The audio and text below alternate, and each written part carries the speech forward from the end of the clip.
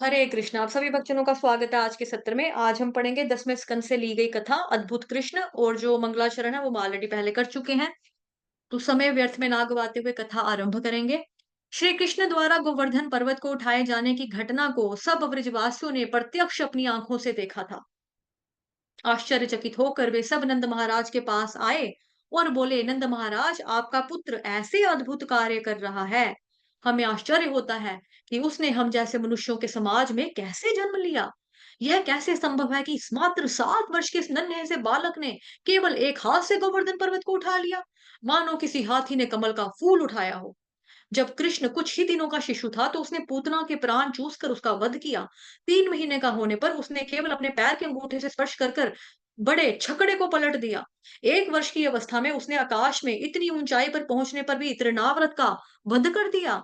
जब कृष्ण की मां ने उसे उखल के बंधन से बांधा तो उसे वह घसीट कर आंगन में लाया और उन विशाल अर्जुन वृक्षों को गिरा दिया। बाद में उसने बकासुर, वसासुर और धेनुकासुर का वध किया और ग्वाल बालों एवं गायों की प्रचंड वन अग्नि से, जिस यानी कि दावाग्नि है ना, प्रचंड वन अग्नि से भी रक्षा की।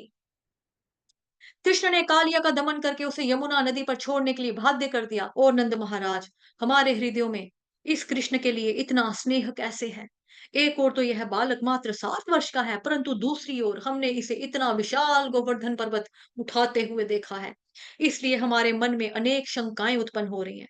नंद महाराज ने उत्तर दिया, भाइयों, मेरी बात ध्यान पूर्वक सुनो।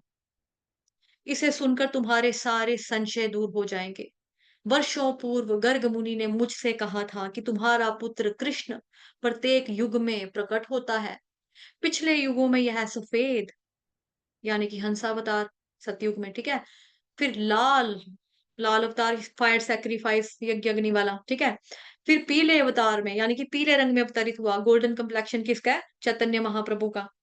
तो अभी श्याम सुंदर रूप में कौन आया, साक्षात कृष्ण भगवान खुद आया, और इस युग में इसने श्याम वर्ण स्वीकार किया है। गोकुल वासियों के दिव्य आनंद को निरंतर बढ़ाने के लिए यह बालक सदैव अपने कल्याणकारी कार्य करेगा, और इसकी कृपा से तुम सब विपदाओं को लांघ पाओगे। हे नंद, गुणों, ऐश्वर्य, नाम, ख्याति और प्रभाव की दृष्टि से तुम्हारे पुत्र कृष्ण भगवान नारायण के ही समान है। इसीलिए इनके कार्यों को देखकर आश्चर्यचकित होने की आवश्यकता नहीं है। गर्ग मुनि के जाने के बाद मैं कृष्ण को भगवान नारायण का ही एक विस्तार का अंश मानने लगा। यह सुनकर सभी गोपों के संदेह दूर हो और उनके चित्त प्रसन्न हो उठे। आदर पूर्वक नंद महाराज एवं कृष्ण का सम्मान करके वे अपने अपने घरों को लौट आए। हरे कृष्ण कृष्ण कृष्ण हरे हरे, हरे राम राम राम हरे हरे। हरे गाइए। हरे कृष्णा हरे कृष्ण कृष्ण कृष्णा हरे कृष्ण हरे कृष्ण कृष्ण हरे हरे, हरे राम राम राम हरे हरे।